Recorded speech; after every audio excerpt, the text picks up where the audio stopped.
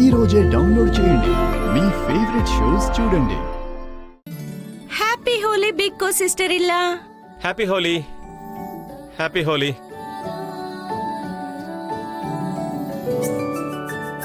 అరే ఇదేంటి శైలజ, మన ఇంట్లో జంటలు ఎంత బోరింగ్గా ఉన్నారు చూడు. అరే హోలీ ఇలా ఆడతారు ఎవరైనా? ఒకరికొకరు ఇలా బొట్టు పెట్టుకుంటున్నారు, పెద్దోళ్ళు హోలీ ఆడుతున్నట్టు. అరే కొంచెం జోష్ తీసుకురండి, రంగులు విసురుకోండి. శైలజ నువ్వేనా చెప్పు వీళ్ళకి.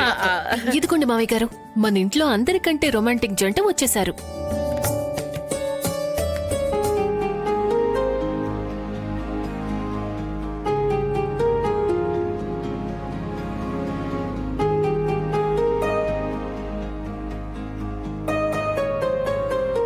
అరే అద్ది భలే ఉన్నారు.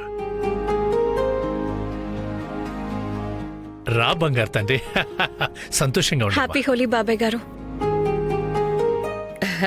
రాఘవ, రేఖ, మొదటి హోలీకి శుభాకాంక్షలు. హ్యాపీ హోలీ పిన్ని గారు. సంతోషంగా ఉండు, చల్లగా ఉండు నాన్న. హ్యాపీ హోలీ. నేను స్వీట్స్ తీసుకొస్తాను. అమ్మా రేఖ, శైలజ, ముందు మీరు ఒకరికొకరు రంగులు పూసుకోండి త్వరగా.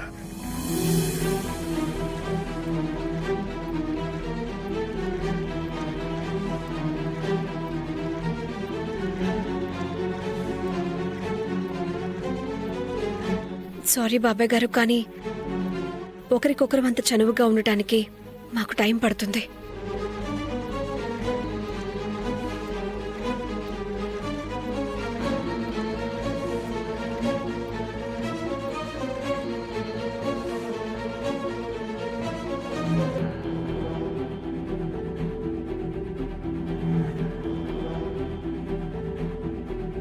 రాఘవ్,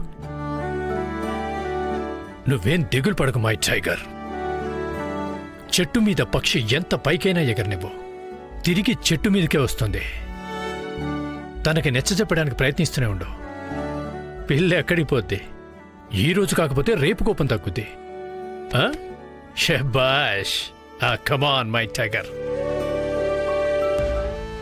నేనింకా నువ్వు చాలా దిగులుగా ఉంటావనుకున్నాను, కానీ నువ్వు ఇక్కడ హాయిగా స్వీట్స్ తింటున్నావు. ఎందుకంటే నేను ఎంత నష్టం జరిగిందనుకున్నానో అంత నష్టం ఏం జరగలేదు. రాఘవ ఇంకా రేఖల బంధంలో ఇంకా చాలా మనస్పర్ధలున్నాయి. నేను గనక ఒక్క దాడి చేశానంటే వాళ్ల మధ్య పెద్ద లోయ ఏర్పడుతుంది. ఎలాంటి లోయంటే దాన్ని ఎప్పటికీ రాఘవ దాటలేడు, ఆ రిపోర్టర్ రేఖ కూడా ఎప్పటికీ దాటలేదు. Happy Holi everyone. Happy Holi. Happy Holi. Thank you Durgamma తల్లి, మీరు దాడి చెయ్యడానికి ఆయుధాన్ని కూడా పంపేశారు. అమ్మా ఉన్నతి, ఒక్క నిమిషం.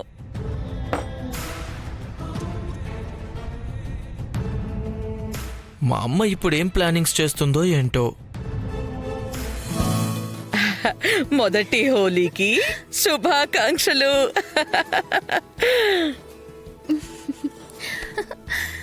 హ్యాపీ హోలీ అన్నయ్య.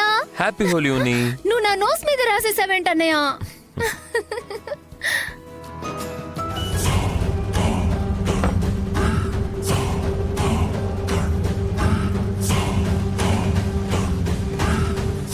ఇప్పుడు లడ్డూలో ఈ మందు కలిపేస్తాను.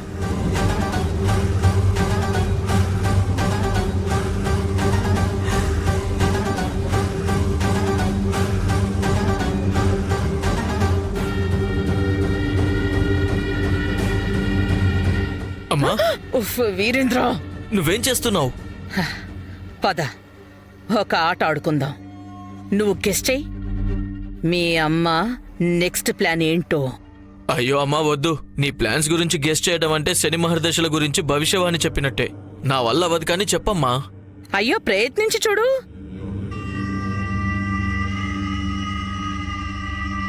రేఖ, ఏమైందమ్మా? కొన్ని రోజులు మాకు దూరంగా ఉన్నావు, అందుకని ఈ పిన్నిగారితో కూడా అంటి ముట్టనట్టుంటావా? లేదు పిన్ని గారు, అలాంటిదేం లేదు. నేనే మీ దగ్గరికి సారీ చెప్పడానికి వద్దామనుకున్నాను. రాఘవ్ నేను దూరంగా ఉండటం వల్ల అమ్మలాగా మీరు చాలా బాధపడుతుంటారు కదా. ఏమైంది పిన్ని గారు? ఏం లేదమ్మా, భార్యాభర్తల మధ్య ఏం జరిగినా సరే అది వాళ్ళ పర్సనల్ విషయం. కానీ నేను ఇంటి పెద్దని కదా, మీరందరూ నా పిల్లలే కాబట్టి మీరందరూ నా సొంత వాళ్లే.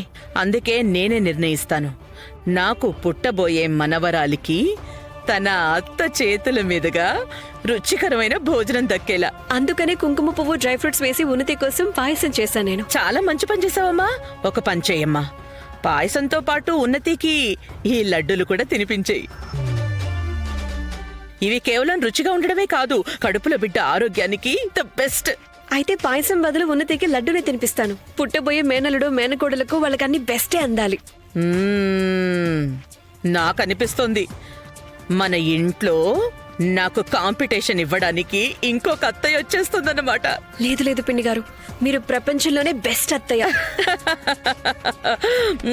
నేను ఉన్నతికి లడ్డు ఇచ్చేస్తాను.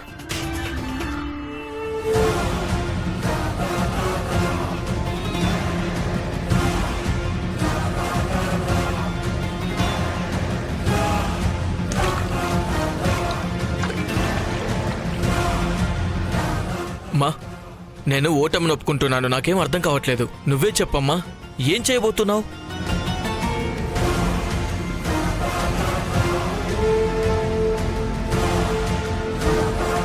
రేఖ మన ఇంటికి తిరిగి రావడానికి గల అన్నిటికన్నా పెద్ద కారణం ఉన్నతికి పుట్టబోయే బిడ్డ. ఉన్నతి ప్రెగ్నెంట్ అవ్వకపోయుంటే ధ్రువ ఇంకా ఉన్నతి ఇద్దరూ మళ్ళీ కలిసుండేవాళ్లు కాదు. అప్పుడు రాఘవ ఎవరైతే రేఖని వదిలేశాడో దాన్ని మళ్ళీ మన ఇంటికి తీసుకొచ్చేవాడు కాదు. అంటే నువ్వు లడ్డూలో ఖచ్చితంగా ఏదో కలిపావు. దానితో ఉన్నతికి అబార్షన్ అయిపోతుందా?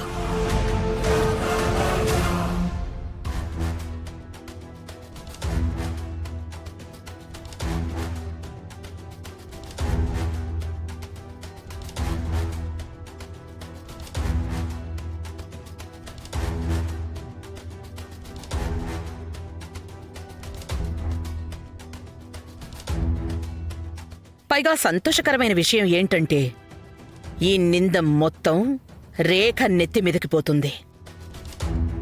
అంటుంటారు కదా, భక్త ప్రహ్లాదుడి అత్త హోలిక అతన్ని చంపడానికి అతన్ని ఎత్తుకెళ్లి మంటల్లో కూర్చోబెట్టబోతుంది. అందుకే తను సఫలమవ్వలేదు. కాని నేను కలియుగంలో శైలజ అత్తయ్యని. నేను వెళ్లి మంటల్లో ఏమీ కూర్చోను. నేను ఇక్కడ్నుంచే మంచి అగ్ని అస్త్రాన్ని ప్రయోగిస్తాను. దాంతో రేఖ అత్తయ్య చేతిలో తన మేనల్లుడో మేనకోడలో టాటా బాయ్ బాయ్ అయిపోతుంది.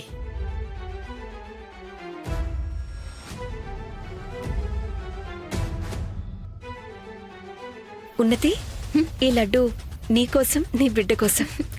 అయితే తినిపించండి.